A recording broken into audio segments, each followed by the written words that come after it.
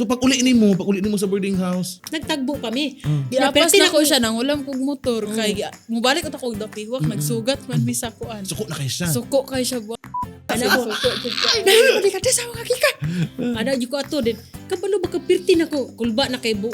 Dayon kanang bitong nya usob ya kay sa una nga kanang kawt-kawt mga igipang-rape mga inana. Dahil na kay akong nauna balik-balik jud ko balik-balik ko naratol na ko din.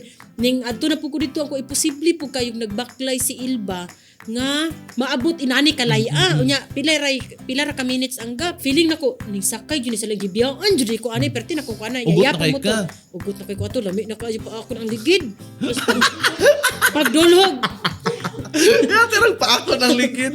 pagdulhog na ko ana mo pay pagtungas niya ana na siya ningisi-ngisi pang amaw samot ko kalagot ako di sa kagikan wala na but ganina ako pinangita nimo gibiyaan ako siya Unsa naman siya? Wala katingog. Pag-abot ko sa beach, ipaslak na ko iyahang mga sinina. Ipalayason mo siya. Ipagawas na ko. Uli dito. Ay, nagkukuk ko na. Pero di na akong magita kayo. Tungod to sa kong kalagot ba o kakulba nga. Tapos unsa man siya?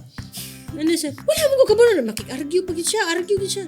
Wala ko kabalo nga kwan. Ning sinyas ko nimo. Nga dinhi taliko. Dito kaning liko. Sakay pa dyan ka. Wala na adong ba mibyan. Wala na abot kag BH.